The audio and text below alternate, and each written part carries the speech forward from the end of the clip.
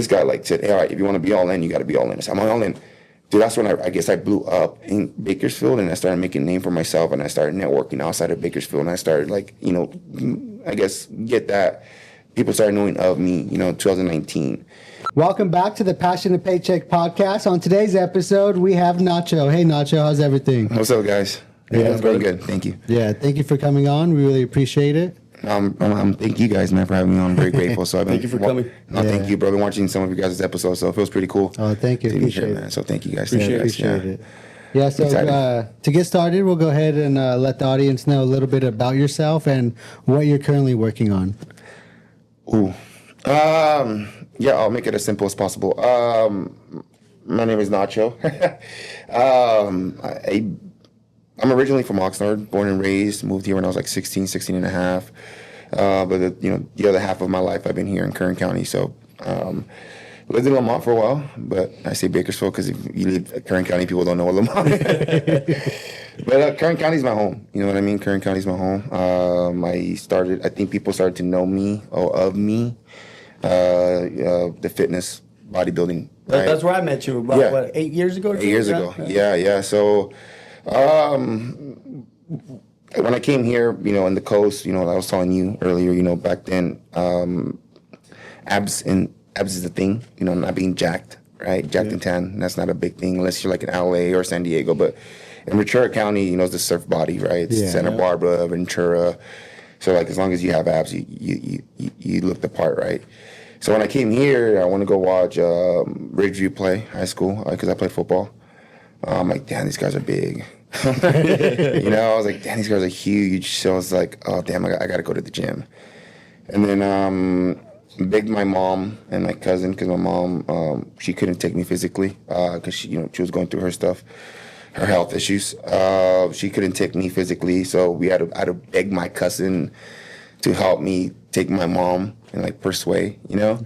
So it was like about a month's work of like her like taking, like, please take me, like I need to get big. These 25 pounds that my dad gave me, like, dude, this and the kettlebell is like, it's not gonna give me jack or big, you know. So I hit up my seafood, martial arts is where I got my background.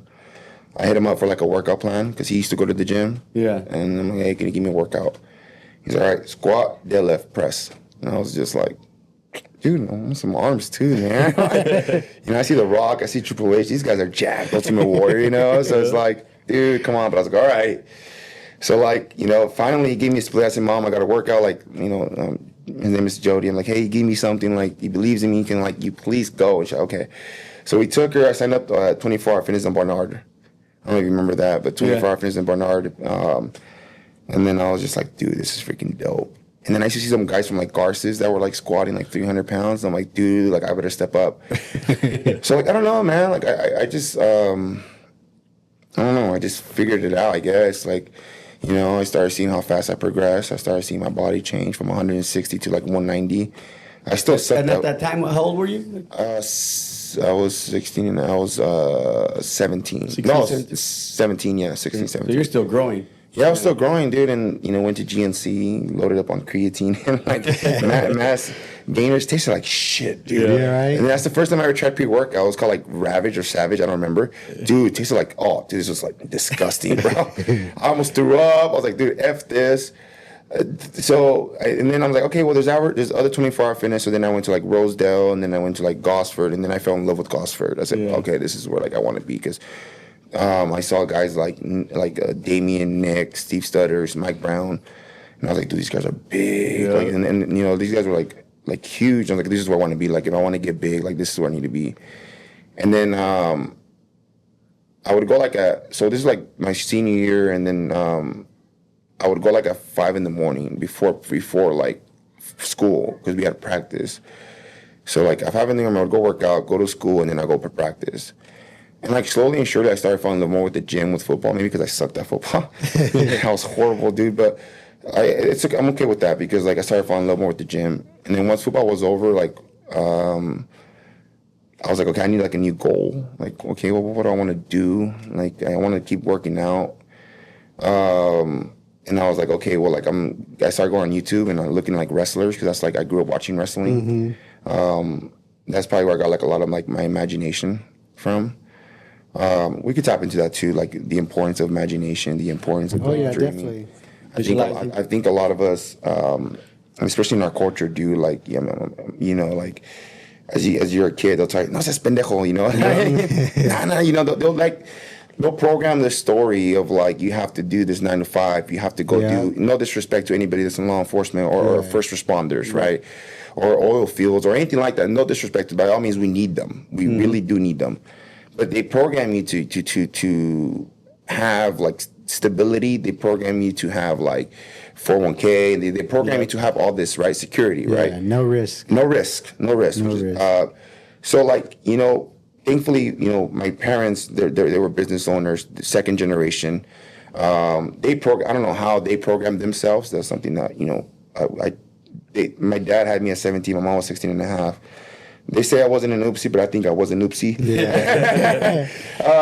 But they had their business at a really young age, auto insurance. So because of that, they installed belief that I can do anything, even though I sucked at things, dude. Like I'm not a natural. That's huge, right there. That's huge, bro. So like I credit my parents, because if it wasn't for my parents, I probably wouldn't be here, because they installed that imagination in me to go after whatever I want, as long as I work hard and I put in the work. So martial arts plays a huge role because it taught me those principles. Because I used to think you could just go do it and be good at it.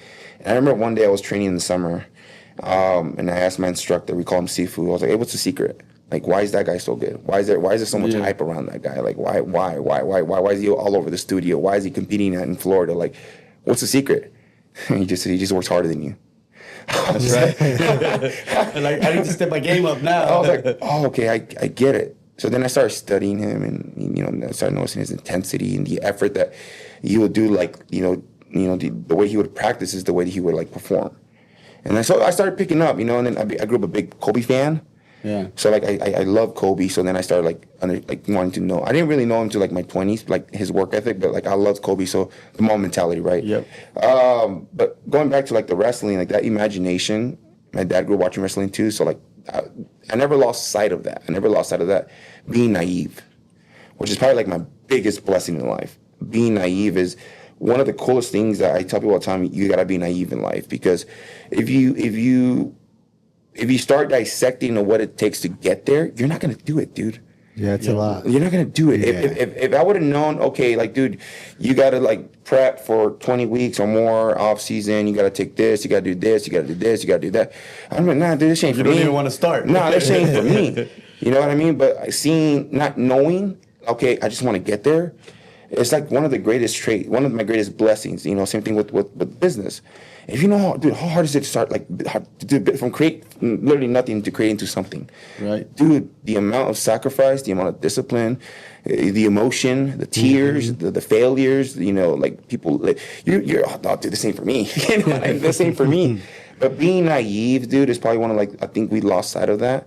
So we try to teach our kids, like, being naive is a great thing. Like be naive, you know what I mean? Because don't lose sight of that imagination, that emotion, whatever it is, that end result. Like, keep that in your mind. Yeah, keep that in your mind and just focus on that, not how you're going to get there. Yes, and let your subconscious do the work, right? Do the work and have faith, and then let that take care of its own, and it will. But being naive, I think, has the biggest role in my life. And it's funny because as we get older, we lose that. You lose that child inner instinct. Child. You start losing that because now you have rational thoughts. You have all this, and at our office, I really try to teach our guys, like, you gotta be naive, and that's okay. And I think that has a big role where I'm at today. Besides the discipline and the work ethic and the intensity and the effort and the attitude, I think being naive and just still having that imagination, So when I was done with sports, I'm like, dude, I want to look big, so I need to start seeing how these guys work out. I was always very curious. I don't know why. I think God installed that in me, but that curious mindset. And when I started looking it up, I couldn't find nothing. I'm like, damn it. All I found was like steroids. I'm like, damn it, dude. Like, okay, I was natural. Like, maybe later. Nothing against. I mean, it is what it is. But like, I was like, dude, like, I'm 17 years old, 18 years old. Yeah. Like, you don't need none of that. I don't need none of that, dude.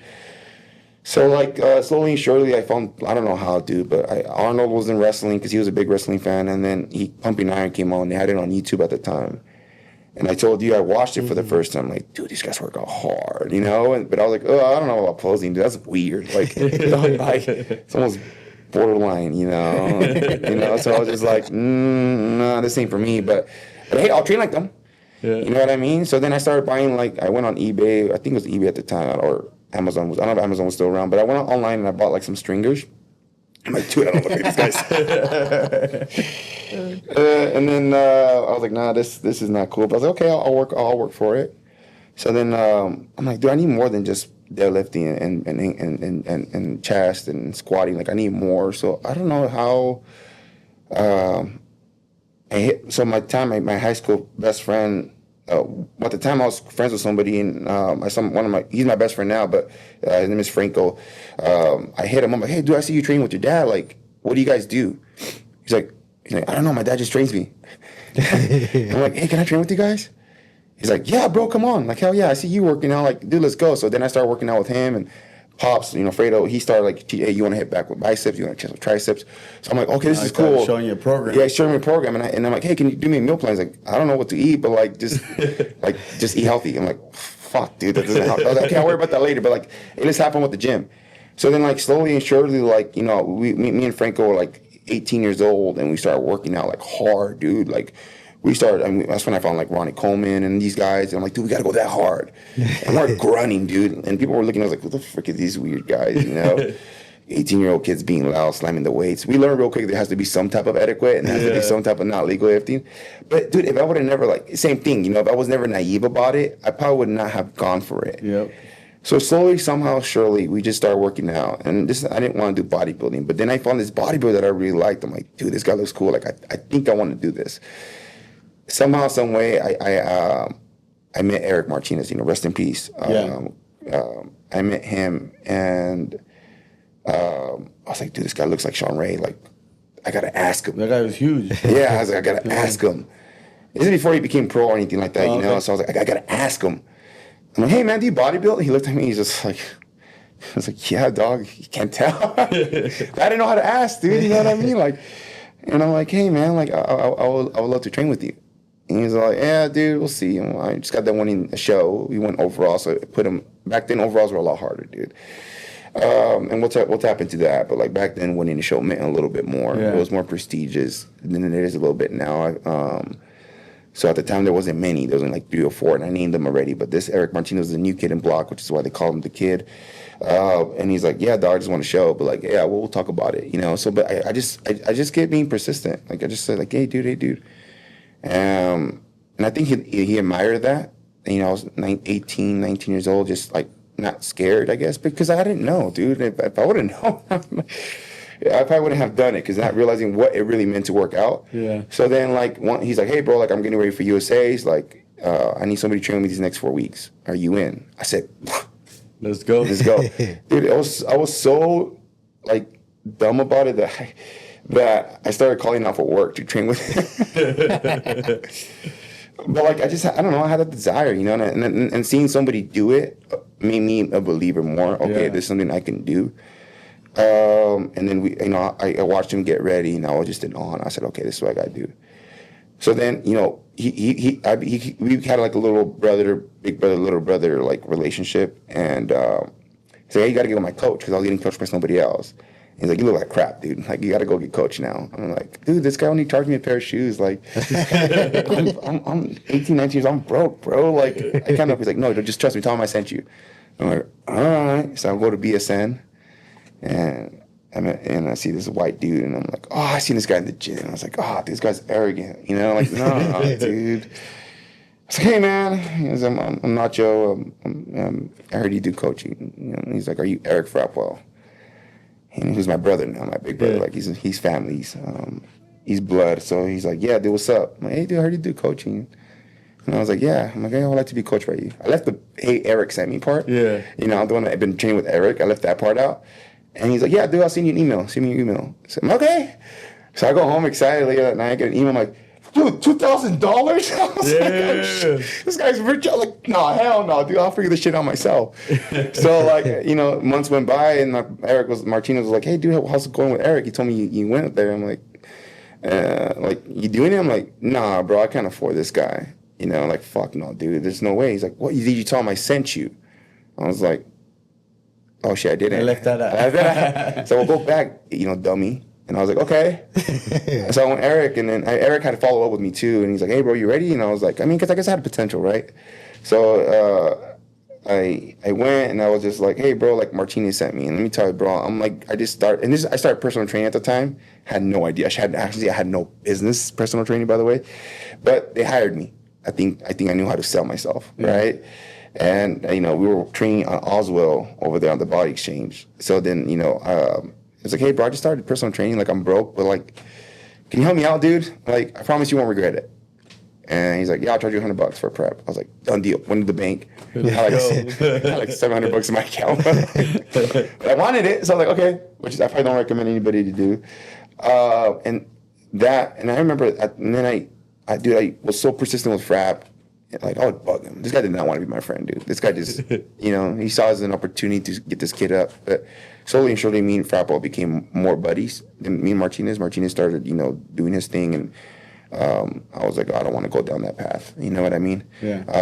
Not, you know, if it wasn't for Martinez, dude, I probably wouldn't be where I'm at either. You know, he played a big role. So when I heard the passing, like, it really, like, hurt me, dude. Like, it was just like there's things in your life that you don't forget. I don't think I would forget that moment in that time and that day, because he was so young, you know, and love to his family, man. And it was cool to see him, you know, transfer his life and give his life to Christ and become the man that he was becoming, you know. And his story is, I think everybody admired that comeback story, and I think everybody was inspired by that. I mean, I was inspired by that. So thankfully, by the grace of God, man, somehow, some way, I built the courage to drop my ego, and he dropped his, and we mended. And we had like a 3-4 hour conversation in 2022. Because we had stopped being friends for almost 3 years. You know, we both bumped heads. Two equal people going at it. Some of it was my fault, 100%. Like 100%, dude. My ego got in the way. My pride got in the way. And my competitiveness, and him too. And, you know, looking back, like, oh, why were we like that? You know, but thankfully we mended. We hashed it out. And then we became buddies, you know, again. So I think if we would have still lived here, you know, maybe we would have been a lot more closer. But either way, we always stayed in contact, and we always been, you know, very, very grateful that, you know, by the grace of God, that I don't have that, like, damn man, I never was able to ask for forgiveness or forgive too, you know, and now I have that peace in my heart that, okay, like, at least I was able to do that. And, you know, big shout out to him, and I don't think I'd be where I'm at today. So much love to him and respect, and amen, I'm dedicating the show to him. So going back to Frap, so Frap didn't want to be my friend, and I begged to be, kind of like push myself to be his friend. Now this guy looks at me like, with hard eyes. So, but we became close, and you know, we tried. You know, I was natural. We did my first show, lost, came back, won. So I was natural for 2 years. I think a lot of people don't do natural shows no more, which is crazy. You probably should. If you're under 24, you probably should be natural. You know what I mean? All these kids, you know, I see now, they just jump into the performance enhancements, and they start thinking this, because maybe it's more out there. It's more not as like back market, you know. And then everybody's doing it. It's so easy to get it. It was kind of like I can't think of the word. It was kind of like it's like voodoo back then. It was like, now it's like, what's up? What's up, dude? I'm on this, so, and so. And I don't talk about it. A lot of people don't like that. I don't talk about it. But it's like, dude, I don't want to, like, dude, you do what you got to do to be the best. You do what you got to do. But, like, I don't like talking about it. And maybe I'm not an advocate of, like, oh, be healthy. It's like, dude, first of all, you shouldn't even be taking it. So why am I gonna push somebody? And I sound like a hypocrite, but, like, why am I gonna push somebody to do something if, one, it's just for fun? Now, if you're, I think, you know, and what I mean is, like, if there's different aspects of it, right? Like, if you're a 35-year-old, if you're 35 and over, then, hey, bro, like, hey, you need testosterone, dude. Like, straight up. Like, I think America has gotten soft. So, like, hey, bro, just, let's get back up, right? But, like, I'm talking about, like, the hardcore stuff, right? The stuff that people like to talk, you know. All the anabolics. Yes. I'm talking about the hard, like, things that could kill you, right? Like, if you're not if you're not gonna do it to be at a competitive level like that, like, dude, think about it. Yeah. Think about it. You know what I mean? Like, don't, think about it. And I think a lot of people have gotten away from doing natural shows, and I'm grateful that, I had good people in my corner telling me you should start natural, see if this is for you. And then if this is for you, then hey, go ahead and do it. And then, at 24, I was like, okay, I'm ready. And I tried it and I did it and went to go do my first NPC show and I got my ass kicked. And I said, oh, this is a whole different ballgame. It was embarrassing. I saw it, it was the Lou Ferrigno show and it was not a cool place to lose at, but it's okay. Every loss, every defeat, kind of going back to say with martial arts, teaches you something, right? Mm-hmm. And I said, okay, I'm going to get good at this. So, I started competing like 3 years back to back to back. I'm like, dude, these guys are just big, bro. Like, there's no fucking way, And Eric, too, at the time, he was going through his, he had some things going on, and he wasn't really devoted to me, and I also wasn't devoted to him. I wasn't devoted to the sport, like the off season and all this stuff. You hear people talk now. So I said, okay, 2018, and then me too. I was partying and going out and living the light. Yeah, you're young, yeah. I mean, but looking back at it, it's like, it's okay, right? It happened, but it's like, dude, like I could have used that time for something else. You know? Yeah. Like, we always say that as we get older. Yeah, I'm like, dude, why did I have to stay up to 2, 3 in the morning? There was no need for that, But it's okay. I'm glad I went through it, and like now, it's rare that I drink, dude. So it's like I'm grateful, right? But long story short, so I'm like, hey, if I want to take it to the next level, if I really want, I think I was like 26, 27 at this time. I was like, dude, I better like hire somebody. So I hit up like 7, 8 people, dude. Like 4 rejected me, 3 were too expensive. Finally, the one said, hey, dude, I'll coach you. $200 a month, just in Compton. I was like, oh, I could do that. Because I was working at Rev. Yeah. So I was working at Rev. So like, it wasn't a lot. I wasn't making a lot. I was barely making like to support. You know what I mean? And I was single. I haven't met her yet. So it was just like it was getting me by. But like I was like, okay, I can afford them. Like this is gonna it. So then like, dude, this guy like said, hey, all right, if you want to be all in, you got to be all in. I said, I'm all in. Dude, that's when I guess I blew up in Bakersfield and I started making a name for myself and I started networking outside of Bakersfield and I started like, I guess get that. People started knowing of me, 2019. And I was going to get ready for the Cal. And I was like, dude, I'm going to fucking win. I got up to like 280. And I was like, yeah. And then COVID happened. You're like, fuck. No, but COVID is probably my biggest. So everything that happens, it doesn't happen for a reason. It doesn't happen to you, it happens for you. Mm-hmm. Yeah. Right? It doesn't happen to you, it happens for you. So I said, dude, I remember driving to 24 Hour Fitness. It was March 15th. Or 16th, and it was a Monday. I got out early off of Rev because I was working 2 jobs at that time too. I was working at Tahoe. No, I wasn't working at Tahoe. What was I doing? No, I wasn't then. I think it was a little bit after that you started at Tahoe Joe's. Yeah. So then, I was 22 years old there. So I don't know why they let me out Monday early, but they did, and I'm like, let's go train. I was with my sister. I was like, let's go train. My sister used to be my training partner before, right? So I was like, let's go train, bud. Let's go. So we went and they shut it down. And I was like, what do you mean shutting down? I'm like, we're shutting down. I was like, can we still train? They're like, no. I'm like, what the hell? So 3 years prior, I had gotten a membership at NAS. Because that's where the strongest people were training at. So I was like, hey, I don't know why I got a membership there. No bodybuilding. It was all powerlifting, dude. Yeah. But I want to be strong too. So I was like, all right, so I'm going to go train. So every now and then I'll train there just to go back and forth because I stopped going to Body Exchange because I did this shit ain't for me. Yeah. And I'm like, we have NAS. Let's go to NAS. So then every COVID happened. And big shout out to Laura Elliott. When everything shut down, he let some of us that were getting ready for shows still train there as long as it was after 7:30. So I told Frab, hey, and I told my other buddy, hey, bro, I got a place. Well, let's train here. Let's just do all out. So at that time, COVID, everything was shut. Nightclubs were shut. Yep. Everything was shut. So it was like, eat, sleep, and train. Yep. And I said, Eric, let's go all out. And to my buddy Alex, too. I was like, hey, guys, let's go all out. So, dude, we, blew the fuck up because that's all we were doing. And then we had talking about gyms. I love that people are like this gym, that gym, this gym. But dude, when we had no disrespect to NAS Power, we had dog shit equipment. broken down equipment. Raw. Like straight, like what we did with that equipment and a barbell and plates and dumbbells was pretty fucking cool, dude. You know, but we made it work because that's all we had. Yeah. So like, we're gonna make this shit work. And I mean, we were doing like, it was like Groundhog Day every day, drop sets, rest pause sets, all this, because we didn't have this fancy equipment that people have now. Like, people are so lucky. Like, instead of like making it like a us against them type of thing, like, people just have too much time on their hands, bro. Yep.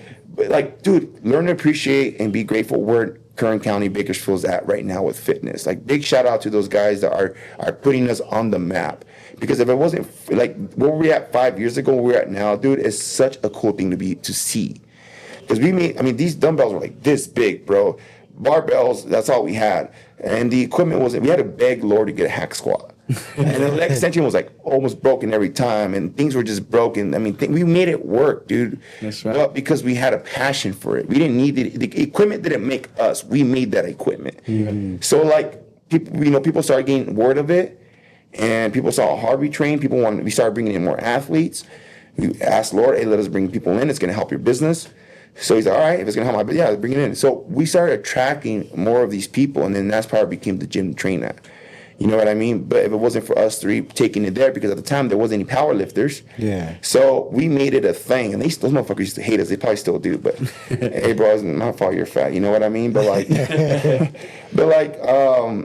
we made it a thing, right? And then it got out of hand. And at that time, this is where I started making my transition. I actually had a little scare. I never really talked about it, but I had something called AFib. I don't know if you guys know what that is. Irregular heartbeat. Okay. Going back to what I said, right? Like, if you're not watching what you're doing and how you're doing it, and yeah, you have that extremist mindset or mentality, hey, you're gonna hurt yourself. And thankfully, by the grace of God, I was smart enough to recognize, hey, dude, the way my heart's beating is not normal. You know what I mean? So I went to that night I went home, which I probably shouldn't have. But us being Mexicans, we're gonna freaking push through it. Yeah. You know, because we're not weak. Yep. We're not emotional. We don't cry. We just go. We're machismos, right? And it's like, dude, that could have been it. But I woke up the next morning and went to go rev, and I'm like, dude, this is still going on. Like, my heart's like beating faster than normal. And it has to do with everything, right? You know, I'm drinking a Ghost, but like, it has to do with like the energy drinks, the PDs, the late nights, the alcohol, like all this stuff was like, dude, it's a cocktail. Yep. So luckily, I went to the ER, and dude, they thought I was on cocaine. I was like, what? Look at me, bro. Do I look like I do that? You know what I mean? I was like, dude, I got pissed. I got offended because the cops came. And I was like, are you freaking kidding me, dude? Like, look at me, bro. I'm like almost 290 pounds. Yeah, you know, like solid. Like, bro, really? And I just told him, hey, this is what I'm on. Like, if you want to know the truth, I'm not scared to shy from it. Like, this is what I'm on. And they're like, yeah, you need to like get off of that for a while. Like, you need to go moderate your heart for a while. So then that pushed me back a little bit. And then, you know, I had stopped. And then at this time, I was trying to figure out my life out because I was already going to be 26, 27. And I was like, dude, I don't want to be this guy, bro. I mean, I have the same pair of shoes that I had 4 or 5 years ago. Like, not that things are material things are everything, because they're not. I mean, as I get older, like, I care too less more about, honestly, bro, I hardly wear design clothes. Like, simple, better for me. You know what I mean? Not that I have anything against. Obviously, when you go out, hey, you gotta be a little, you know, you gotta boost your ego a little bit, right? But like, majority of the time, it's like, as you get older, it's more of like, and I'm learning this, it's just the memories, dude, the moments. You know what I mean? Money isn't everything. It's just a great tool. Yep, exactly. It's a great tool. But at the time, dude, I didn't have shit, bro. Like, and I was just like, dude, I want things. You know what I mean? Like, I want to be this guy that's having to work every single hour to support this hobby. Like, part of me started like almost depressed, and I think I did. And obviously with the hormones and stuff like that, like it was just a dark time. And then, you know, as a lot of these guys, you just have too much time on your hands. So you start attracting negative people. You start attracting cancer people, toxic people.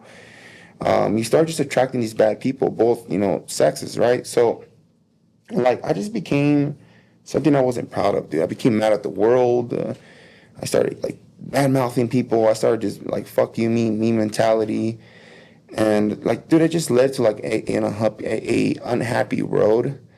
And then, you start living life through Instagram, trying to persuade as a guy, and you start to live this hype that you have around your name. And it's just like, damn, dude, like, life is fake almost, I don't have a purpose. Yeah, like, no disrespect to bodybuilders, right? But so there's more to life than that, There's more life to that. Like, it's just not eat, sleep, and train, dude. There's, like, genuinely no happiness. Like, if you're not, doing acts of service, or you're not changing your family trajectory, or you're not changing, legacy, right? So it's just like, I wasn't fulfilling that, dude. And that's just like, I remember one day I was sitting down, and, I have no idea how Eric Frappo stayed my friend for that long, because I went through some dark times, and people didn't like me. A lot of people didn't like me, I was arrogant, and I was full of myself, but it's just hiding insecurities, dude.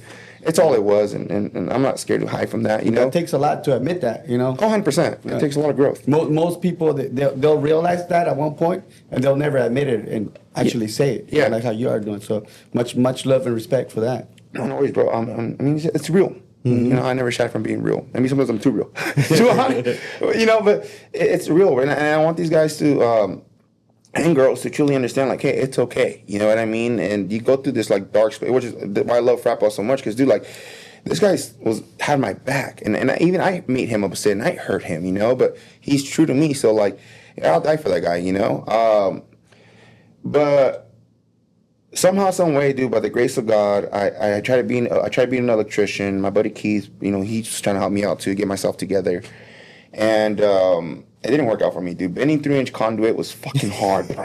I suck with my hands. It wasn't for you. It wasn't for me. So, like, she gives me a hard time every time. She's like, you got to be handy, man. I'm like, no, I'll just work hard and pay somebody else. That's the way to do it. That's the way to do it. Hey, if I can't do it, I'll hire somebody, dude. Like, thankfully we're in a position where we can do that. So, but I'm not gonna do it because, dude, and maybe I should learn. But, dude, I'm the same way. The time to invest in that, I can just go make more. You know what I mean? I wasn't gonna go there. So I tried that and I failed, dude. 6 months, I'm like, dude, I can't do this. I did a 32-hour shift.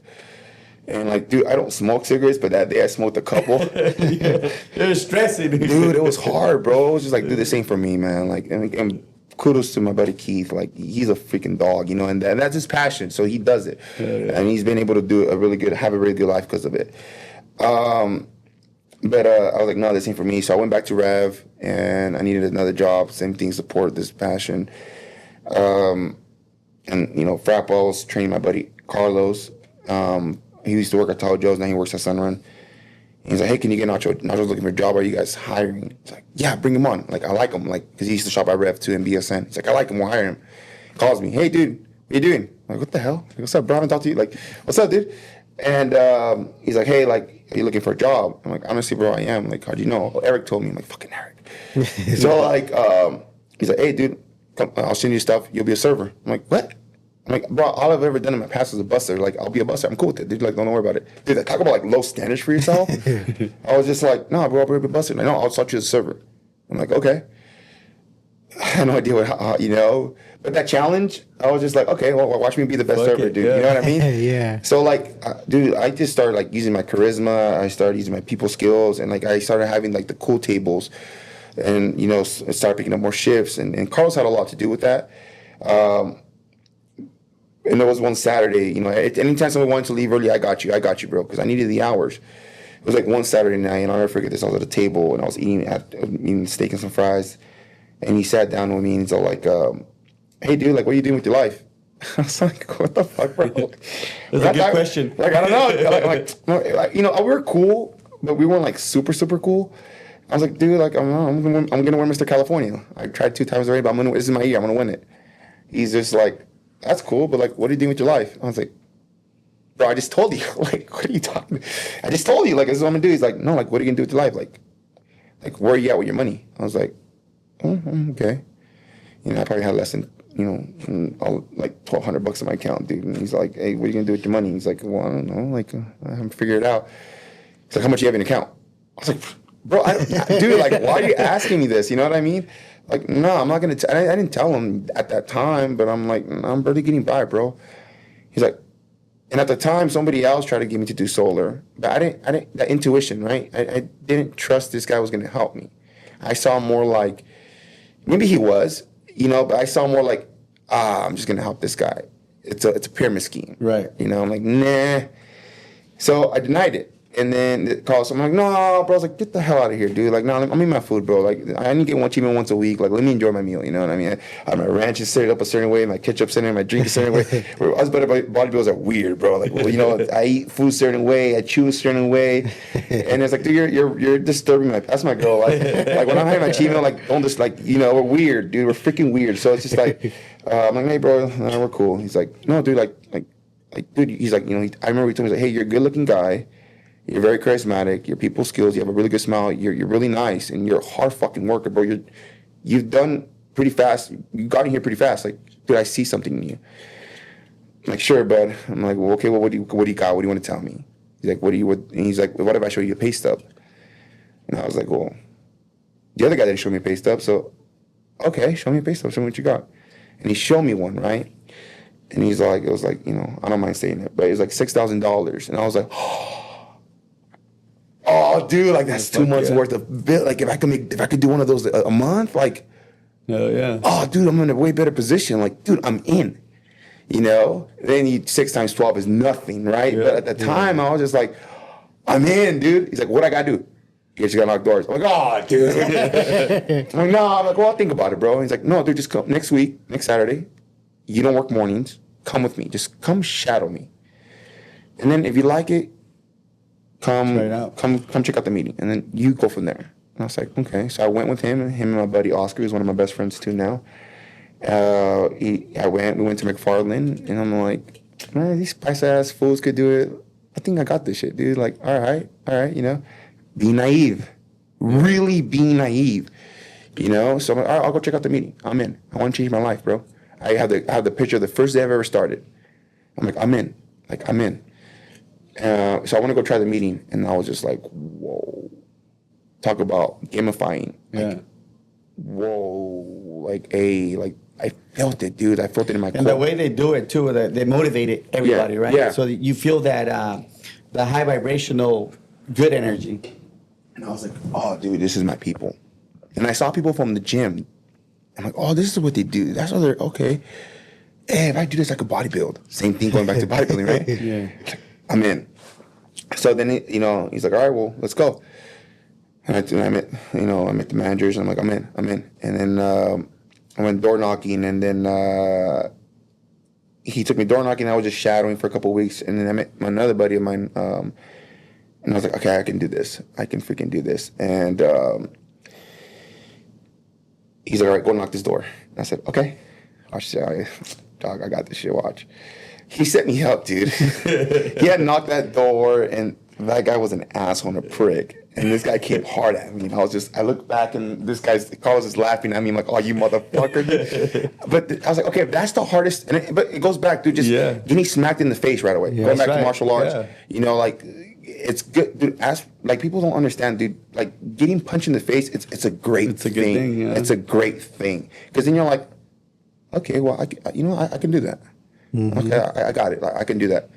So then I just started building that tissue. You know what I mean? And then, dude, coming in as a new guy, staying out late, people were like, okay, this guy works hard. And I fully didn't get the grasp of it yet, though. You know what I mean? It was more like, hey, I just want to do this so I can, like, support my passion.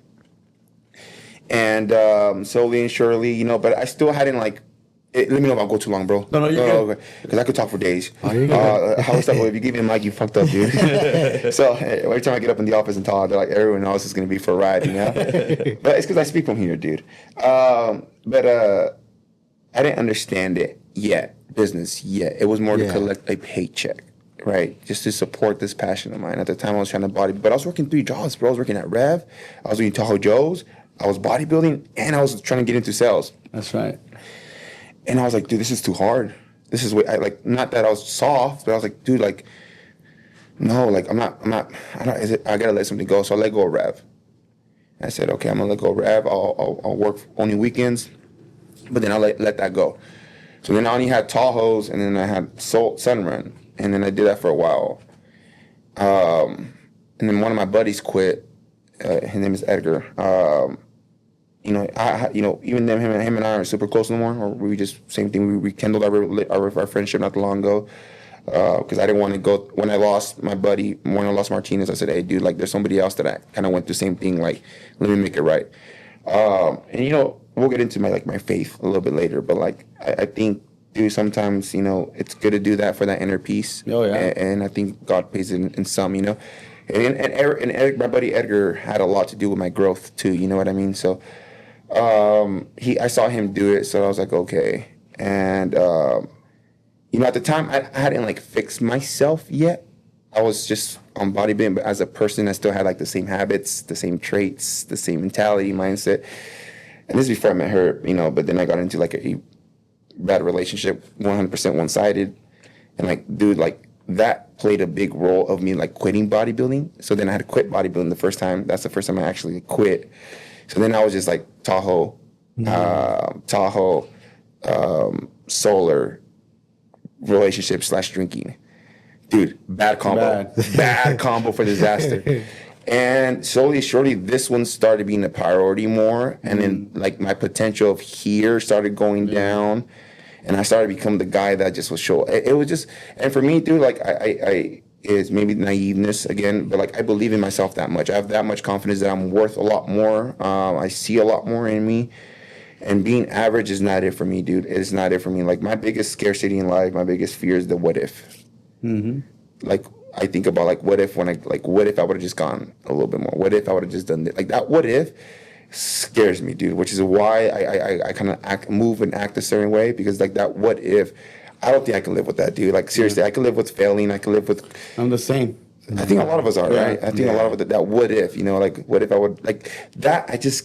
Like what if I would have just like, you know, like not like, you know, when you get in an argument, like what if I would have just said sorry? What if I would have just not done that? Like let me go make it right. Because I just can't live with that, dude. Yeah. You know what I mean? It's that peace, right? Peace is so underrated. And as you get older, you protect your peace. So it's just that what if. So it was just dry. And I seen other people that were like, not to be mean, but that were like big, ugly, and I'm like, dude, these guys are beating me. Yeah.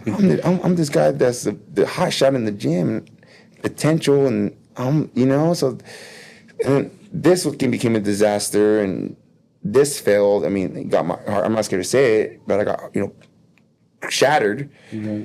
Which is probably like one of my biggest blessings, because at this time, like I had to quit Tahoe Joe's. Now I was only doing solar, and I was sucking at solar. So I feel like my world just like failed, but you have to fall like that. My world was like falling apart. And I wasn't bodybuilding. I was just solar and drinking and this and that. I was like, dude, this ain't for me. And then once this was removed, I was just like, oh shit, dude. But thankfully I saw it coming, and I kind of like prepared myself for it. So then like I said, okay, I got to make a change. I'm tired of being average. I'm tired of sucking. So then, like, Sterling Hills, we had a meeting, and I felt the meeting was talking to me, dude. And I went up to him like almost crying, like, "Hey, dude, like I'm ready for a change. Like this is not me." And I never talked to the guy like that prior to that, you know. I'm like, I'm ready for a change, dude. I'm ready to be great. Like I suck, and I'm over it. And he starts me with a big smile on his face. I'm like, why the fuck are you laughing, dude? Like. He's like, dude, I'm reading this book called The Breakthrough Code. And he's all like, I'm going to train you, Edgar, and Justo, because you guys have the same story. I'm going to train you guys. And I said, okay. And dude, and I was never a reader, ever. Dude, my vocabulary is horrid, which is probably why I curse a lot, right? Yeah. But like, I was like, oh, I gotta read, dude. Like, I hated it. I don't know if you guys were like this when you guys were little, but when I used to read, like, you know how you're in class and like, okay, it's gonna start here. So you're like paragraph 2, 1, 2, 3, 4, 5, 6. I'm the 10th paragraph. So I would like practice, because like, dude, my mom played a big role in my life, because they said that I was like, they said I was dyslexic. They said I was like reading disability, speaking disability. They were gonna fail me, held me back. But my mom created this story, and we'll tap into it now. But like, she created this story that my kid's not gonna be like that. My kid is not gonna go. My kid's not disabled. My kid's not this. My kid is smart. Yeah. And because she programmed that in my head, I believed it. Mm-hmm. You know what I mean? Any other kid, dude, like now, any kid has anything. My poor kid, mi hijo, mi hija, está malito. Like, dude, it's so bad. You program. They start programming them the wrong way. Like, have you ever been around a parent and the kids are like, oh, she's just shy. She's just shy. You're programming her that she's shy. Yeah. She's gonna believe she's shy because she looks up to you. You're her mom. All those are keywords. You're her superhero, or he's her superhero. Now you program this kid that they're shy. Yeah. So like words of affirmation, right? So like you're programming the core. So, and it's so common, you know, and we don't think, right? How many cousins you have that are called gordos or gorda? A lot. Flaco, flaca. Yeah. Fea, right? Like, but it's a joke. But dude, it's really But like you're programming them. you're programming them. And my mom said, no, my kid's not going to be like that. Overcoming. I guess my whole life I've been an overcomer, right? Because I was actually supposed to, like, I almost died when I was born. I was premature. I came out a month early. And, but I was a 10-pound premature, though. My poor mom, dude. But, you know, I almost, you know, I had to go to the hospital. They had to monitor my lungs and stuff like that. So I've been fighting since like day one, you know. And my parents have helped me, and everything I've done, I've always been like a fight. I've never been the natural talent. I've always had to work a little bit harder. But they programmed that, hey, it's okay, just gotta work a little bit harder. Yeah. And so I was like, I gotta read a book, dude. Like, fuck it. If it's gonna help me, dude, sure. And I started reading this book, The Breakthrough Code, and like, dude, it started resonating with me. I'm like, oh shit. And I tap into like this corniness, the words of affirmation, the mantras, the mindset, the writing things down, the journaling, the embracing your emotion and feelings, you know. And maybe I'm a very emotional person, very emotional, but I've learned to master my emotions and my thoughts and how you think and what you say you're actually throwing into the universe. Like I started like tapping into all of that, dude. That's all real right there. Yeah. And then she showed me The Secret. And this was before, but like, you know, all that stuff, right? Like I started like tapping into that weird world, so-called weird world. Yep. I'm like, oh shit, this is what I was missing. Yeah, I would work hard, but this is what I was missing. I didn't believe in myself like I thought I did. So then like, you know, you start manifesting, right? And then a part of me is like, I started working out again. I started eating good again because I got tired. I got to a point where like, dude, you know it's bad when your underwear start folding. Yeah. When you sit down, dude, and your underwear start folding, you know this ain't it. So like I started like, and you know it's crazy because it's the standard that you have for yourself, and everybody's like, oh, do you look good? You look good. I'm like, bro, I don't feel good, dude. Yeah. So then I know it's just 2022, and you know I remember at that time, and I was at such a dark spot in my life, and I remember I was driving down White Lane, and I'm not scared to say this story, but I remember this is before I met her. So I was driving down White Lane, and I said, okay, like I have some really dark, deep thoughts, dude. I'm you know, there's some. Not that I was always suicidal, but like, hey, if a car hits me right now and takes me, I'm cool. Yeah. You know what I mean? Like, it's like, So like, I remember, I don't know, I looked to my left and I saw Discovery Church, and I was just like, okay, God, I'm gonna try you out, and if you don't work, I'm gonna get a therapist, and if that doesn't work, then okay, I tried it, you know? And then that's like that following Sunday, I went to church, and I was like, because I was always born Catholic. Like I never had a relationship with God. I believed in God, but I didn't have a relationship with God. So I slowly started tapping into like my faith, and I started getting like closer. Now that my faith has probably like one of the biggest, my relationship with God is everything to me. You know, I carry Him with me every single day. You know, so it's like that started like molding me and changing me and forgiving myself for the things I have done in my past and the hurts and the trauma that I went through as a kid, losing my mom. You know what I mean? My dad's parents separating. You know, and all this stuff. Like I started like healing. So then I started attracting better people. That's right. And I attracted her. That's right. You know what I mean? So now her and I are like let's go, team. We're equally yoked, right? But it goes back, like, you have to fall. And you have to get to that rock bottom moment. You have to get to that I agree 100%. You have to get to that low point in your life when you're just like, dude, I don't know. Like, you know. But by the grace of God, He saved me. And, you know, and I got close, you know, and slowly and surely. But, you know, and we've like built what we have now together. You know, a lot of people see my success, but I couldn't have done it without her. No way. You know what I mean? That her believing more in me and pushing me and making me uncomfortable, not just in business and fitness world, but as a person. Right. Like, hey, those are some bad traits. Hey, you still have some old habits. Hey, you need to fix that. Work on yourself. Work on myself. And then that evolve. You know what I mean? You would ask me 7-8 years ago, I didn't want kids. I mean, I did a podcast with my buddy Edgar before meeting her, and he's like, hey, you got kids? I'm like, I am, kids, dog. Well, God said, hold my water. Check this out. And I met her. So it's like, you know what I mean? God had a bigger purpose for me and plan. Mm-hmm. Now we got 2 kids. Oh, nice. And dude, they're my biggest blessing. The relationship that I have with them is pretty fucking cool, especially Liam. Yeah. That's my boy, dude. You know what I mean? So it's so cool because, he runs out the garage to wait for when he sees me pulling in, So that feeling is just like, okay, dude, I can't lose. Yeah. So at that time, I said, okay. So I started doing really good in solar and got some hype around me. And same thing, ego. Decided to leave Sunrun and explore anywhere else because money. Well, I went somewhere else and I realized the grass is not greener where, and the other side is greener where you water it. Yep. And I was like, I fucked up. So slowly and surely in that time, I got back into bodybuilding. So I did the California, and I did that. That show was 100% politics. That's probably you want to talk about conditioning? Like, I was peeled to the damn bone. I've never gotten, if you look back, if you go on my Instagram, you'll see, even on YouTube. I'm on YouTube, by the way, guys. I don't know if I can plug myself in here. Yeah, go ahead. But I'm on YouTube too, so it's just like. What's your YouTube channel? I don't even know. Huh? I think it's your Instagram. It's my name is Nacho, I think so, yeah. Okay. Just type in Nacho. There's not that many Nacho boostos, dude. Just type me in, you'll see me there. And then, I put the whole journey on there, because I'm like, okay, I got with this coach that I once had, and same thing, I burnt that bridge, and then thankfully he gave me a second chance. But I got ready for the Cal. Dude, I was fucking peeled. People think that's my ego talking. But dude, when people say they're conditioned, dude, they don't know what conditioning is. I had I was probably 3% body fat, dude, maybe 4. There was no fat in my back, my butt. There was lines, you know what I mean? Hamstrings were dug in. If you want to talk bodybuilding world, maybe I came a little too stringy, right? But dude, I was ready. I was willing to die for that, dude. I was in the gym 3 times a day, stopped doing the solar thing, going back to, my bodybuilding is my priority. I'm just doing soul. Maybe that's why I left Sunrun. I think that's why I left Sunrun, was because I knew I was doing really good here, and I didn't want to self-sabotaging, dude. Yeah, that's what it was. Self-sabotaging my success, because I knew that if I got successful, I can't do both.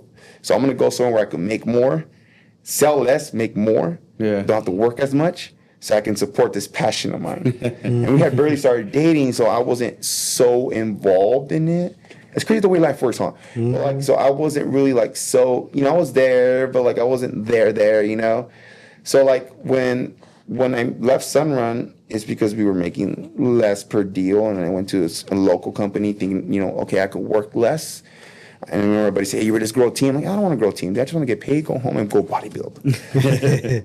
And I realized we'll make this fun, and we'll tap into it, but we'll go later. But so when I did the Cal, dude, I was fucking peeled. I remember I think she was there, but when I took off my clothes to weigh in, everyone was like, "Ooh," because they saw how lean I was, Yeah, ready. I was ready. So I had to be under 224, under 225, and I was 224. My coach was like, "All right, cool." We made weight because you had to be 185 to anything over one. I don't know. That was weird the way it worked. I forgot. It was 3 classes, but then they added an extra class that Friday. No, hold on. It was Thursday night. I remember this. It was Thursday night, and I saw this big old dude who's super cool cat, and I see why he did it. We'll talk about that. Well, I'll tap in. So I see this big old guy says Cal. I'm like, oh, he's a pro. And I look at his Instagram. I'm like, holy shit, he's not a pro. I'm like, shit. I'm gonna have to go up against this guy. But I'm peeled. I'll be fine. So then, he wasn't super conditioned at all. So he was huge. 260, and I'm 224. So we'll be fine. Because the lineup, we'll be fine. We'll do fine. I'll be fine. I wasn't too worried about it. So we go in the next day. My coach said, hey, bro, we're going to start feeding you. So I ate, right before. So I went up a pound. And I was no, a pound and a half. So I'm I'm not worried about it. So then, I'm telling us how much I weigh, 226.5. And then he's like, okay, well, we're adding a super heavy class. And the cutoff is 225. I was like, wait, what? So yeah, we're going to add another class. We have our heavyweight class is full, so we're gonna add people over here. And I was just like, it's not full. I said, you're fucking me over. And then I looked at my buddies and I was just like, I looked at the guy and I was like, That's what it is. that's what it is. So, and I couldn't fight it. I could have fought. I could have said, let me come back. Let me go, like, lose this pound and a half. Like, I can lose it, dude. Yeah. And I was like, they fucked me, dude. They literally fucked me. And I told everybody, and they're like, they were pissed. She was pissed. Eric was pissed. My coach was pissed. They're like, dude, you just got screwed over, dude. Yeah. I'm like, it's okay, guys. Like, I believe it. David Goliath, we got it.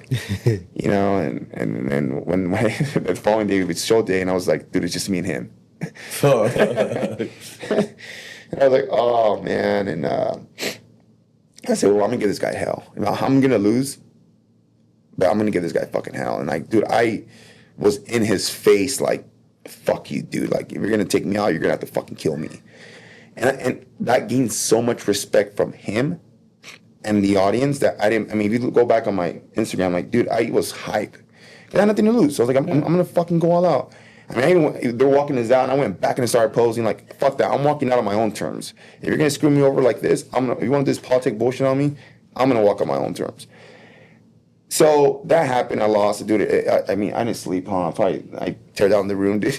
I'm a sore loser. I am the worst loser. I mean, anybody that wants to win in life doesn't like losing.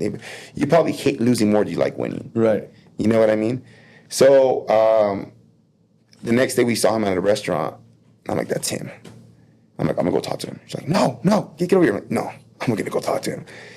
I was like, hey man, I'm like, you did a really good job. You beat me, dude. I just want to shake your hand. He's like, bro, you put a run for my money, dude. Like, you know, and he was such a gentle giant. And now we're cool, right? But I had to know, and he told me, you know, why they did it. He wanted to get ready for the USAs, which is to get your pro card. You know, sure. So that was peace. I was okay with that. I wasn't. Because I think a lot of people would have started blaming the sport. They would have been sour. And not take it personal too. No, I mean, I probably would have done the same thing too, if the roles were switched. Mm-hmm. You know what I mean? So it is what it is, dude. It's part of life. But check this out. Like, if I would have never done that, I probably wouldn't be here today. Yeah. Mm-hmm. If I didn't get punched in the face like that, the only thing is I have experience, so I knew how to handle that. And at the time, I was still doing the solar thing. Backed off of that. I started doing more of the body because I got hype around my name, and I'm like, oh, I'm living this bodybuilding world. But you know, bodybuilders don't understand, man. Like, there's like I told you, there's no money in it, dude. Mm-hmm. There's no money in it. Yeah, you're big on Instagram, and your people, you know, come up to you, and yeah, but like, dude, like, now I got a spouse, you know, I got 2 kids, like. Hey, it doesn't pay the bills. It doesn't pay the bills, you know, straight up. And I was like, dude, like, I'm going back to being broke. Mm-hmm. So I started personal training, thinking that would do it. And, dude, it wasn't the same. No. It wasn't the same. And then, you know, and I got fired from the other solar company. Oh, shoot. Yeah, I got fired, dude, from being 1099.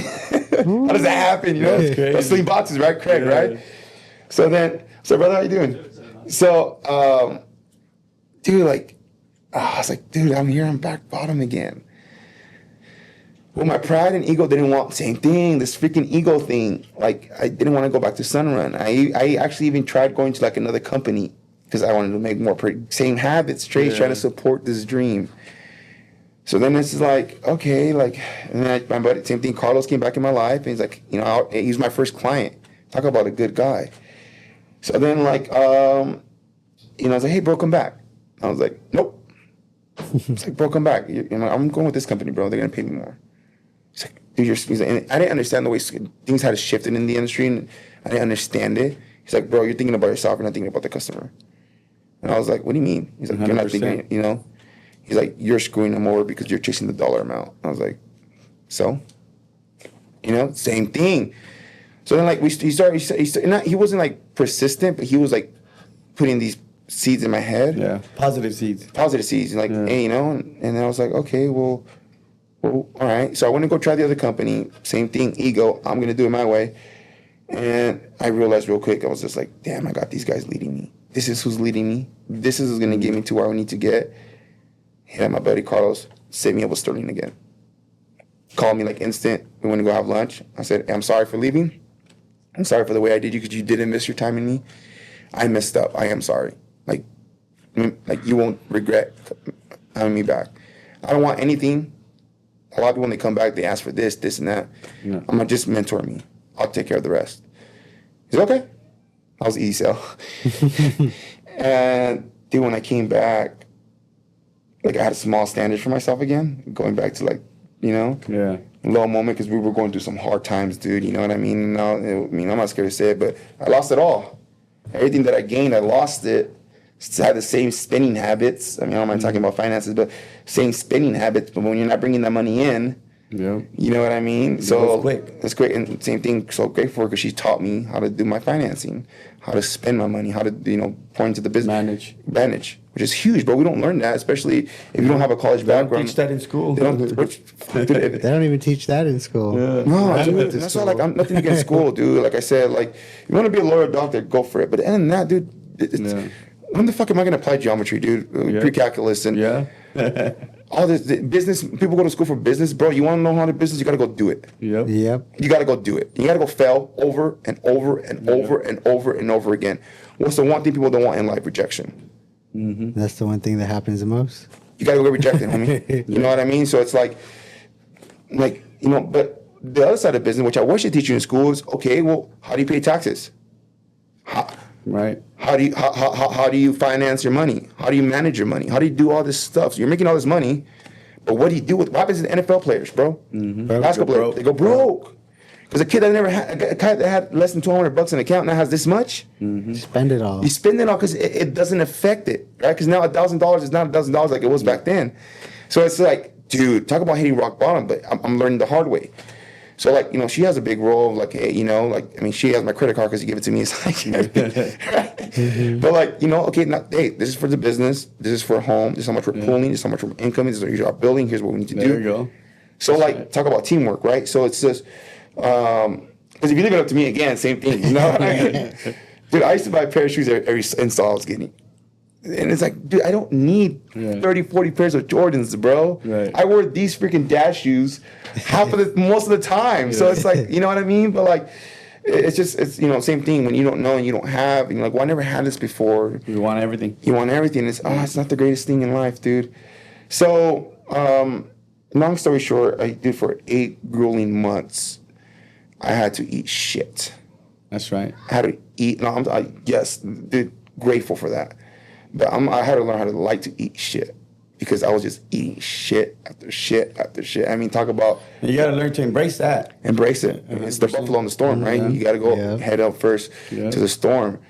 But dude, my heart wouldn't let me quit, dude. And there was times when I told her, hey, time to go fill out an application. Like, but if you don't have those moments of almost quitting, I mean, literally, I told her, hey, I need you help. I'm gonna go apply to the supplement stores again. I talked to this person. He's gonna give me a part-time job so I can at least bring something in until I figure this out.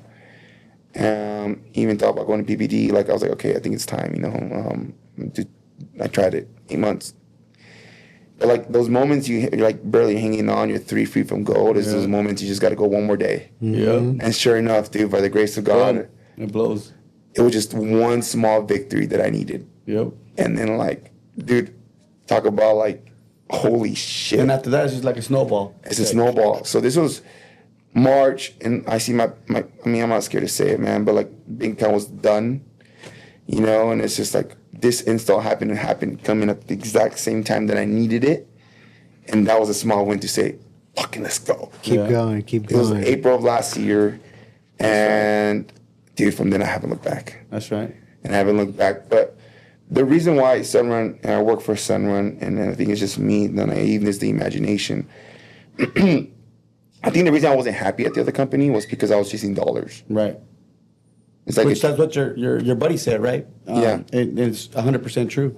You're looking at the money, screwing other people over. Now you're educating people. Now you're giving back. And I never screwed anybody over. I Well, never not screw them over, but you were upselling a little bit more to get a little bit of higher commission.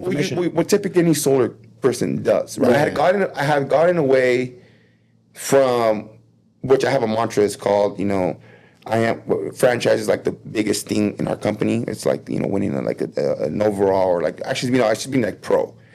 Being a franchise player in Sunrun is like being a pro bodybuilder. And I'll tap in hot too. I've been like relating these two. So like for me, I haven't hit that level yet. yet, which I will. So I every morning, every day, I tell myself I am franchised because I create stability and value for families. So my goal, I tied it to my purpose, which is helping families. And when I took off the first time in 2022, I was applying it to both, which is why I got success. When I switched over to the other company, I'm this high dollar. I mean, I barely had met her, so we weren't a thing yet. Dude, I went from the broke bodybuilder to like, look at my new truck, look at my new J's. Yeah. I got a chain, I got a watch, Yeah. like, you know what I mean? So I went away, I steered away from like for the purpose and went into this world that fake attention and stuff like that. Cringing, but I did it, you know? So but when I came back, like, I went back to the old way of me. And I said, I do this because I help families out. And gradually I've been to where I'm at, getting promoted little by little, and now I'm running a team. So I had to like eat shit to learn to appreciate it. Because maybe I would have got it fast when I came back, because I thought I was gonna get it back again. I'm like, got like that, dog. No, it took me. You weren't ready. I wasn't ready. Yeah. I wasn't mature, ready, and I wasn't anything. And now it's just like I was ready. Now I am ready. Like I always tell people all the time. You know, everybody wants to be Kobe Bryant. Everybody wants the ball the last 2 minutes, But they don't want to put in the work. But have you prepared yourself to get the ball? Do you think the universe or God's going to trust you to give you the ball the last 2 minutes? No, dude, you got to like earn that and be ready for that to get the ball and be the guy that's going to shoot the ball the last. He's going to get the ball. You know what I mean? Because now you're going to screw it up. You're going to blow it. Your nerves are going to get to you. Mistakes, insecurities, fear, doubt. All this is you're not going to be ready. So Summer has done a really good job of gamifying solar, which has made it very fun because a lot of us, I think the people that are the highest are the athletes. So I've been able to gamify it, my success, and because I've been okay at bodybuilding, I've just applied the same principles here. Door knocking goes hand in hand with dieting. Nobody likes to diet, right? Nobody likes to door knock. If you learn how to diet, you can learn how to door knock. Goes hand in hand. Everybody likes referrals, where everybody likes taking PEDs.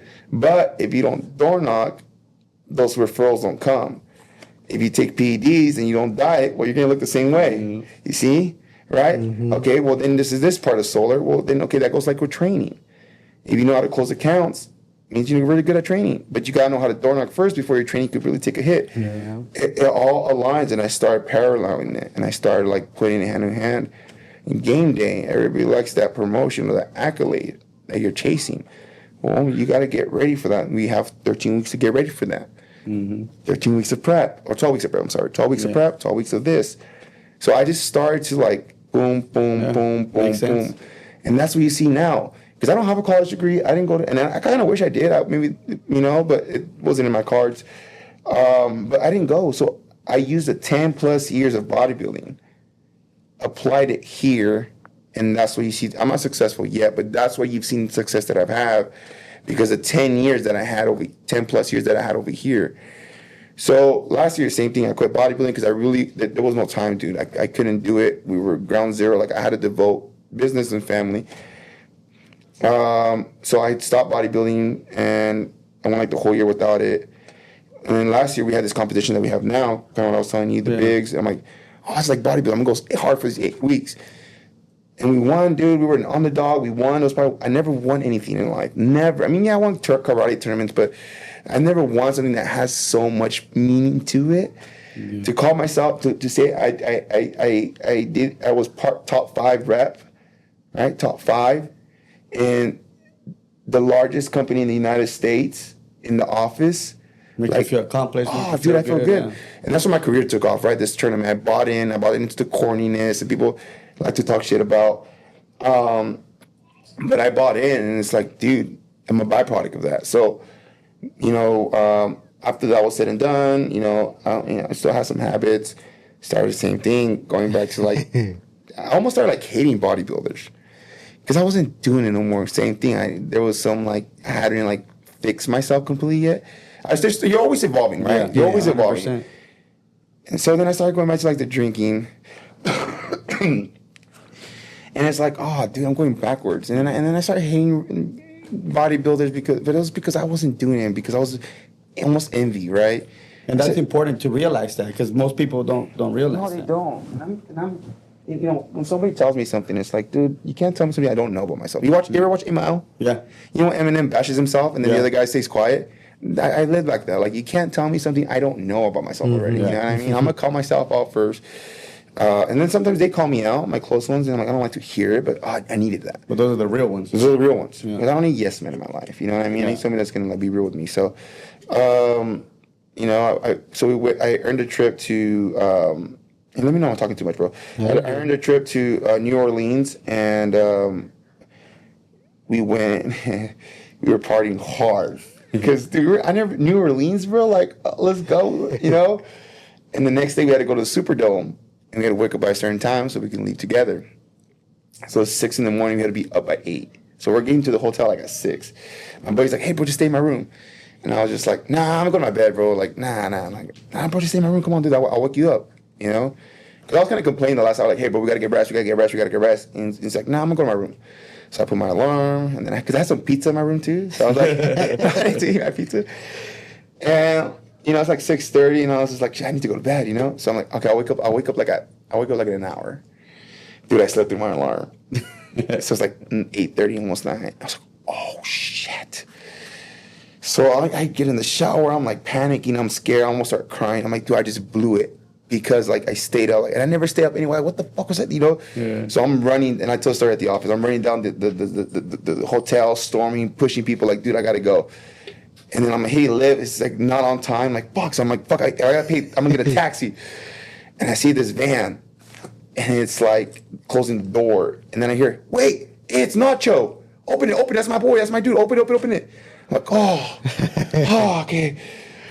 Oh, when they opened, I was like, oh no, it was the CEO, the owner, the VPs of Sunrun. I was just like, oh no, dude, this is not how I want to be. I mean, I'm in the van with like the people, you know what I mean? I'm like still drunk. Yeah. Oh, dude, I started sweating. I've never felt so like horrid in my life, you know. Like I was just like, wow. Like he's like, that's Nacho. He's my boy. Let him in. My buddy, you know, Taylor. He's a VP. They have a really good relationship with him.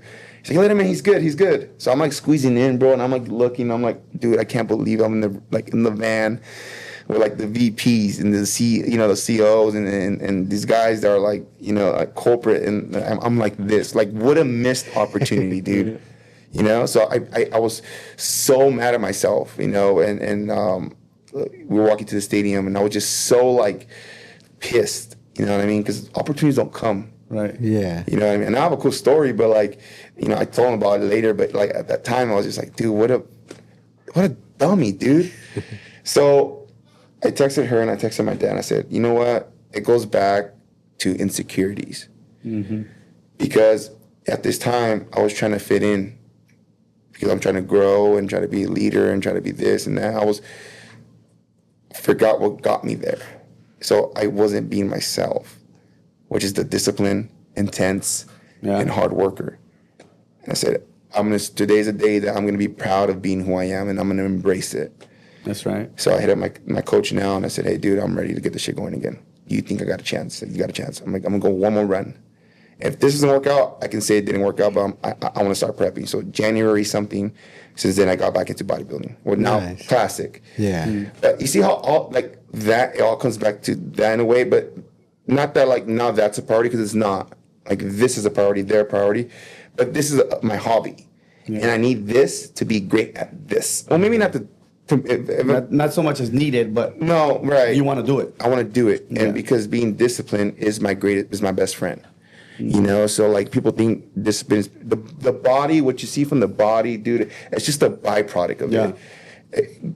God could take it away, but as long as I still have those principles, I'm happy. Yeah. Competing is just the icing on the cake. Yeah. I want to, but if it doesn't happen now, I'm okay with it now. But I'm still gonna go. I still want to win, but like it's just a different point in my life. But I know that I got to be structured. I got to have a system because I still like to win.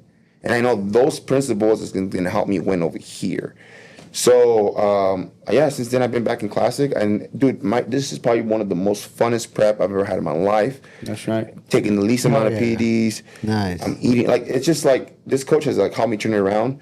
But it's just because of where I'm at in life and how my priorities are aligned and strained. We've been able to like upgrade our life, upgrade our story, like everything, like you know what I mean. So now it's fun. I don't got this chip on my shoulder, pissed off Nacho. And that's when you win. And that's when You're enjoying every step of the way. every step of the way, and it's going. I don't even know how many. Honestly, I don't even know how many weeks I'm out. Usually, I'm like 70, 44 days. Blah, blah, blah, blah, you know what I mean? Like it was so weird, and now it's just like I don't know. I just know my show's November 8th. I'm ready. I'm good. Hey, let's keep walking. Yeah. But I'm also, I think, you know, it's just like, you know, I have a different passion, which is business, you know, and I love business because it demands so much from me. It demands a better version of me. It demands a different Nacho. I just not something you just go clock in and go by and I can't wait to get off. No, this is you know, bro. This is you know, like 24/7. 24/7. You know, Doesn't stop. It doesn't stop. You're on vacation. It doesn't stop. Because if you Phone blowing stop, up, yeah. still making Yeah, you got to do what and you we gotta haven't do. mastered that yet, but you know, but thankfully she's strong and she understands. So, but like, there's times where, yeah, dude, I can see why she gets mad. I can see, you know, but you know, you got to figure it out, right? And I don't think anybody ever fully has it figured out. Never. But we try, But right? then it's because you continue to grow, right? So Yeah. there's no really end goal. Okay, I'm done. I've made it. No, no matter what goal you have, you get there and then you create another one. So you keep on growing, building, getting to know yourself and becoming a better version of yourself. Right. Which I was going to ask you, did you ever see yourself as a businessman ever in your life in the past to where you're at now? No. No. That's crazy how it works, right? No.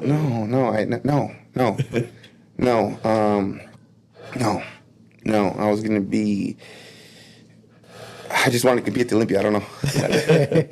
I'll figure out. I'll just figure out then. Yeah, figure out that. I'll figure out then. But no. You know, no. And I still don't. I believe now more than ever. But like I still don't see what people see. It's weird. Yeah. But maybe that is what keeps me hungry. It's the naiveness that you talk about. Yeah, but I still haven't hit what I want. So like, but I've learned to be happy during the process. Oh yeah, that's the most important. Cause that's hard, dude. So I've learned to be happy and live But it. that's really what makes it the best and the happiest, because once you get to where you want to get to, it won't feel the same. It's the process that actually matters Yes. and that makes you feel like that. Right, and just living in gratitude. Yeah, An 100%. attitude of gratitude. So I've learned, you know. But no, dude. If you would have asked me 5 years ago, hey, your life is this, you have this, and it's like, But yeah, right. no way. But I think it's just the imagination, bro. I want that moment. I want that moment when they call my name, and I envision so much when they call my name and say, "Hey, you hit this accolade and then this promotion." Like I envision that every single day, right? Because I want that. I want to feel that. That's when it's like I can say, and I'm sure then it'll be like, okay, what's next? Right. Yeah. The ambition, like what's next? But I want to get there first, and then okay, That's now, right. and then I'm gonna set for this. But yeah, dude, I don't know. No, I wouldn't. You know what I mean? But if my journey and my purpose in bodybuilding, if it's to show these guys like, hey, bro, don't be this just gym dude. Nothing against the gym saved my life, bro. Besides Christ, like the gym has like really played a big pinnacle in my life because even though I did get into some trouble, I did get into some bad habits. I went through a low point in my life.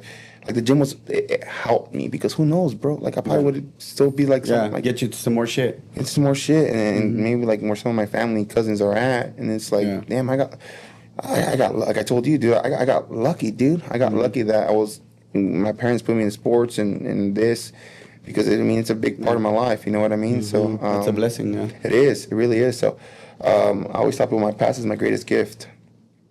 You know, my past is my greatest gift because it's to allow me to be. It molds you to that person you become. I'm just getting started, dude. Like I'm only 31. Yeah, he's still right. young. I'm still young, man. I'm only 30. Just getting started. I'm not 40. I say I'm 40, dude. I'm like, I'm 40. You know, I'm not fucking 40, dude. But no, I used to fear the 30s, I'm not gonna lie, because I didn't have a purpose. Now I have a purpose. Now it's like, dude, let's fucking go. Let's go. Let's go. That's right. And even if solar was to end, You have a different mindset now. I've learned so much from it. You know what I mean? And the principles, because of door knocking, I've trained this muscle of rejection.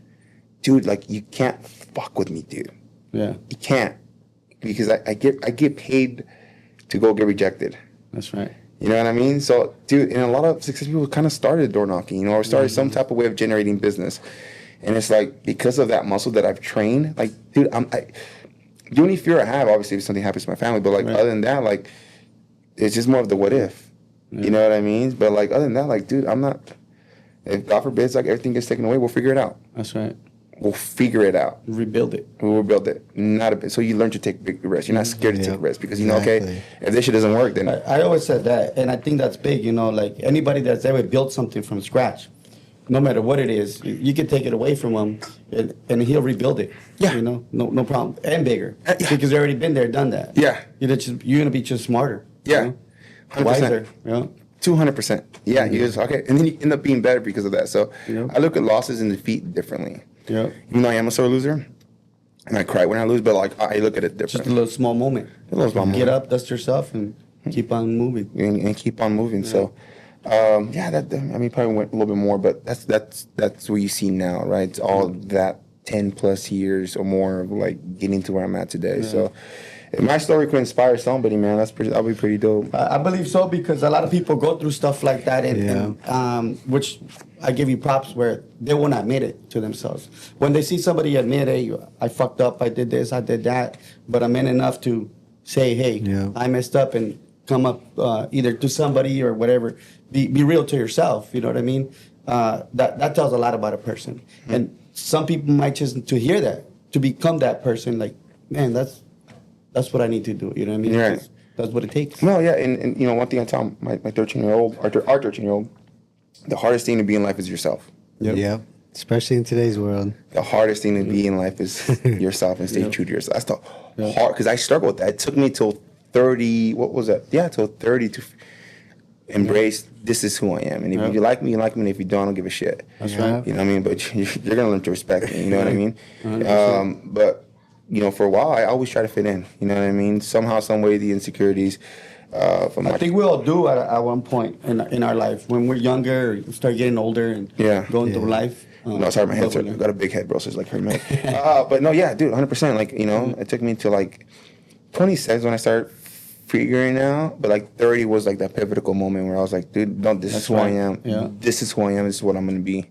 And if you want to join, cool. And if you do, there's no hard feelings. Yep. But I need you to like scoot over because I'm coming. You know what I mean? Right. And yeah, but I tell my daughter, our daughter, the hardest thing in life is to be yourself. Yep. Yeah, I definitely agree with that. The hardest, especially in today's world, it's the hardest thing because everybody wants to be like this person, that person, this person, this person. Especially with social media. Yeah. Mm-hmm. I've learned to dislike social media, you know what I mean? Yeah. You know, I get on it sometimes. Like, it's cool, whatever, but that's really not where it's at, you know? It's maybe less than 10% of your life, if that. The real shit's. And I feel like the world's kind of going back to the old way. Yeah. I feel like it's. A lot of people are learning that. Yeah. I feel like be more authentic. Yeah. That's what it is. Even on camera, more authenticity. I don't know about the younger crowd now, but I'm saying more like the older crowd. I think so 100%. They're being more authentic and kind of over it now at the whole social media, the hype, whatever it is. Now the younger crowd they're just growing up in it. You know, that's all they know, right? So then we go back to being programmed, how the way everybody's being programmed from what you watch on TV to what they teach you in school and now social media, right? So I think that's important. No, it is, and we try to teach that, you know what I mean? Because what really matters is the impact that you leave. You know, I was typing my feelings yesterday, and I was like, "What's my purpose really? Whatever I do in life is to leave it better than when I started." That's right. And that hit me. I was like, "Okay, good one." Yeah. If I can, let's say if it's bodybuilding here in town or whatever, like leave that better than when I started. If it's solar or business, leave that office better than when I started. Mm-hmm. If I can do that. I think I did a good job. To add value wherever you go. Essentially, instead of like taking, giving. Yeah. Just That's more give, important give. to give than to take. Yeah, and my life motto is, faith has a lot to do with it, but like live a life of acts of service. Yep. And I think God pays you tenfold, dude. Oh yeah. If not more. I always said that, and I've said that a few times in a podcast. What you give the world will give back to you. 100%. And some. Yeah. And some. And some. It's Tenfold. like, dude. So that's the way I live now. You know what I mean? Like, I'm with the customer. Like, even if I don't make anything, like, and I have, dude. Yeah. I've actually come on negative. But then after that, the next couple deals, it blows up. Whoa, Like, whoa. and it's just like I see this person, dude, and where we're at in today's economy, like people genuinely need help, Yeah. So man, it's not about the money no more, dude. Like That's I've right. made more than I ever thought I ever made in my life. Yeah. And obviously we're not done because there's more things I want to accomplish. Just But, getting started. Yeah. but it's like you move different, dude. Oh, yeah. You move different. Yeah. You can move- see the difference when you do it for money or when you're helping others. You get more money when you do it for helping others than Yeah. doing it for the money. Yeah, it's not about that no more. Now it's just about fulfilling that purpose, man. And I think I think that hit me yesterday. Yeah. Like, dude, I'm such at a different point in my life. You know what I mean? But That's right. I don't know. I just been very blessed, bro. Honestly, there was times where like I shouldn't be here either. Like I made mistakes where like dude, I got lucky. We all have those too. Yeah. You know what I mean? Like, damn, dude. I don't know, man. I just been very, very blessed, bro. And I hope. I don't know, man. Hopefully somebody sees that. Hey, dude, anything Yeah, if I can do it. definitely think so. They can That's do right. it too. It's just do you want to? Yeah. That's the big part. Yeah. Putting How in the bad you work. want it. Yeah. And even when it's low, still pushing. Yeah. That's the hardest part. Is you're like, fuck, is this gonna work? It's not working. It's not working. You still pushing. Like, no, it's gonna work. It's gonna work. It's having that naiveness, like you said, believing it's gonna work. Even though everyone outside of you is like, no, bro, that's not gonna work. No, it's not. My guys admit it now, but the guys that were above me, they were like, dude, we didn't think you were gonna make it. And I was like, I didn't think either. She has a lot to do with that, because if I was by myself, I probably would have quit, dude. Yeah. I tried it. Throwing the towel. But she's like, no, come on, like, don't. I was like, oh, that's right, I'm gonna boost you. I don't. Yeah. I don't quit. I'll fail. Give you that little extra push that you needed at that moment, at that time. At that time, and what a lesson it teaches to the kids. Yep. You know what I mean? Like they're seeing where we were at 3 months ago, 4 months ago, 8 months ago, a year ago, to where we're at now. Now they know, they've seen the process, they've seen it, What it now, takes. and what it takes. So now they live an attitude of gratitude. They learn to appreciate things, and they're learning like, oh shit, this is different. So. Yeah, dude, I don't know. It's pretty cool spot. So, but it's not easy though. So I don't want people to think it's easy, but I mean, if Nothing's easy. Nothing's easy. But if it's easy, then it's probably not great. Right. And what you're doing. If it's easy, then you probably need to be challenged. But it's one thing I learned, bro. I don't know how you feel about this. You guys feel about this. But I'm starting to realize a lot of people we have to in life. We have to suck at something. You can't always be great at everything. You gotta suck at something because then you get excited about getting better at that thing Yep. that you suck at. I look at Frap, and that's when I understood it because, he went from bodybuilding to shooting guns, and he's like, bro, I used to suck, but knowing that I sucked at something new, a new habit, like it made me want to be like better at that thing, and then it brings excitement in your life again because you're having to start all over. Yeah. So I always thought about, hey, dude, learning a new trait, a new hobby isn't a bad thing. Nope. It's actually a great thing because you suck at that thing. Oh yeah, no matter what it is, when you start something new, you gotta keep going and get better and better and better. As long as you have to do. But that makes it. That's what makes it. That's what makes it exciting. That's what makes it exciting. It's like It's you're new talking to about mobility and stretching, and I'm like, dude, I suck at that. So hey, I just got And hurt. that's essential. I just, That's essential. I strained my shoulder pec. So it's just like, but why? Because I don't stretch, I don't move, I don't do this, I don't do that, right? But it's like, oh fuck, dude, like, do I have time? You start making excuses. Right. Yeah. But it's like, oh, dude, I just gotta go suck at it. Yeah. And who knows? You know what I mean? I don't know, but that's the way like we're programmed. I don't know. Oh, yeah. I'm just thinking about that, my brain's kind of like, and you guys know your brain's like, Oh yeah. if you don't control it, that motherfucker will run, dude. You know what I mean? 200 miles per hour. And at that point, you're like, oh, shit, the day's done. But yeah, I don't know, man. I don't know if you guys have any more questions. I don't think maybe I don't know if you guys have No, I questions. think you kind of touched over everything. Kind of definitely what you said is definitely inspiring, and I think it could definitely help even like up and coming bodybuilder who may be pouring everything into bodybuilding, and then hearing this perspective from like, no, there's more to that. Get your bag and then use that bag to help you support your passion before going full into that passion, because a lot of times you see a lot of bodybuilders just going broke, and then they just think I need to pump more PEDs, and then next thing you know they have a heart attack or they're trying to push and then they're in the hospital. Because I've talked to a lot of bodybuilders and they don't talk about all the fucking times they spent in the ER where their fucking heart was capitulating, where they fucking could barely breathe. Like I've talked to endless amounts that have told me about that side, but it's very taboo to talk about that because of how big bodybuilding is. I feel like Yeah, and I think a lot of it has to do with like pride, ego. Calling back what it has everything. Talking about. Pride and ego. Dude, for me, it's like fuck that, dude. I'm That shows a lot of your growth from talking about all the stuff you talked about and really opening up. Someone told me, kill your pride before it kills you. Yep. Yeah. Learn to control We'll it. do that. You know, I'm just getting started. Dude. I don't want to die. You know what I mean? That's God's timing, right? But like, I don't. Like, hold on, dude. I'm starting to figure this damn thing out. You know what I mean? Life is a game, and like I'm just, but like, no, dude. I could give two shits, dude. Like that shows a lot of growth in you for sure. As long as I can go to bed at night, bro, I'm good. You know what I mean? Like, and I don't care what people say, you know, whatever. But like, people don't want to talk about it, bro, because it's almost like it's just they don't want to be embarrassed that they've made a bad decision, and they don't want people to look at them a certain way. And but like, dude, it's life. Everybody just makes it. You know what I mean? And but people, I went through a scare, dude, and you know, and I think that's when I started waking up a little bit, like, oh shit. And then I started seeing other people that I used to look up to, seeing their life and who they were. I'm like, dude, I just don't want to be that. Yeah.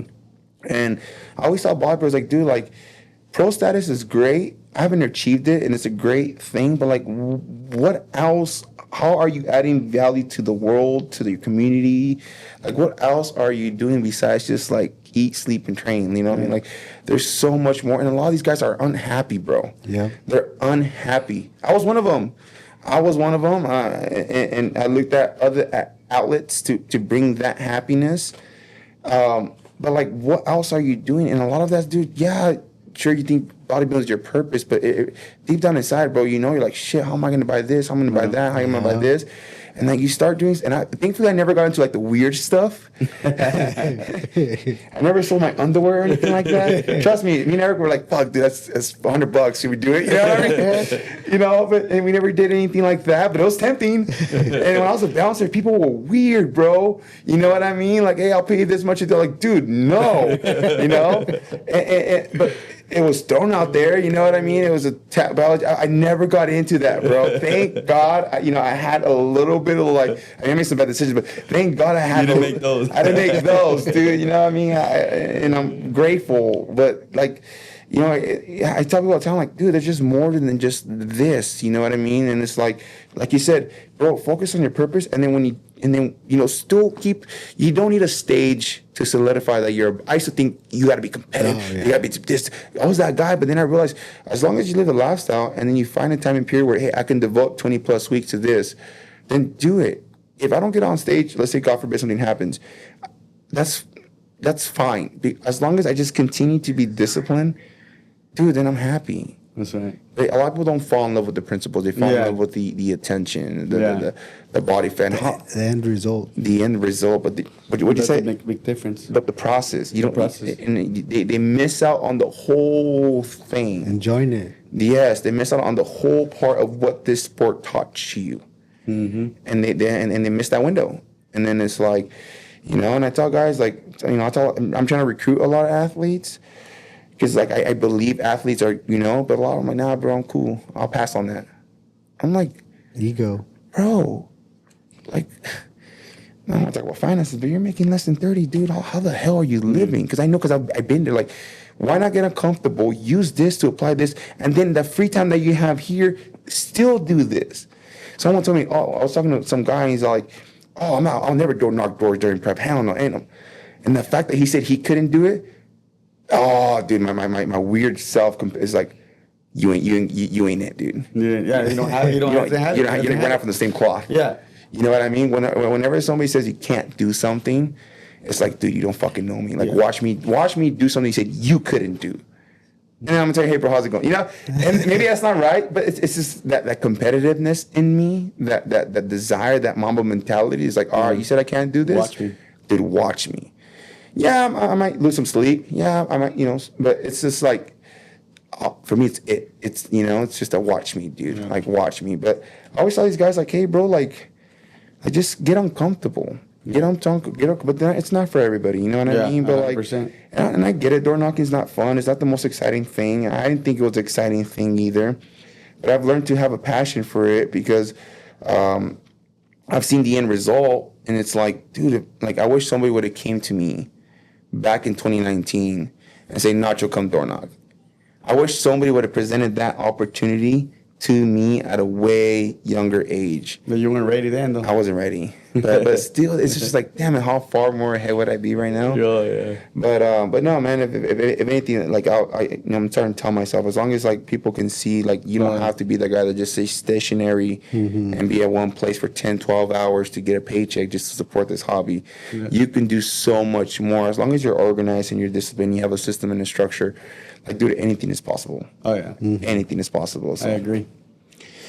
Yeah. Well, to wrap it up, go ahead and let the audience know your one piece of advice that you would give them, whether it's fitness, life, or both of those. Oh, my favorite one. I don't know if you guys ever watched Braveheart. My favorite movie of all time. See, it goes back to like imagination, right? My parents installed Gladiator, Goodfellas, Casino, Braveheart, all these movies, The Patriot. Like, dude, we grew up through some like badass movies. You know what I mean? Your heart is free. Have the courage to follow it. That's right. I like it.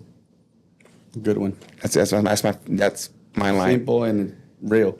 Your heart is free. Have the courage to follow it. So that's my word of advice. Perfect. Thank you guys so much, bro. I know I talked a lot, dude. That's good. I don't know how long we went. I'm sure you guys will be able to edit some of it. So thank you guys so much, dude. Yeah, dude, find longer overdue, bro. Yo, thank you too, bro. Thank for coming on and telling your story and kind of really opening up about all the stuff that you did. Yeah. So I'm sure someone will definitely see it and at least touch them and be like, okay, change my perspective. We're humans, man. Oh, exactly. We ain't Jesus, you know what I mean? Thank you guys. Very, very grateful, man. Thank you so much. Thank you guys for tuning in, and we'll catch you on the next episode. What's your story?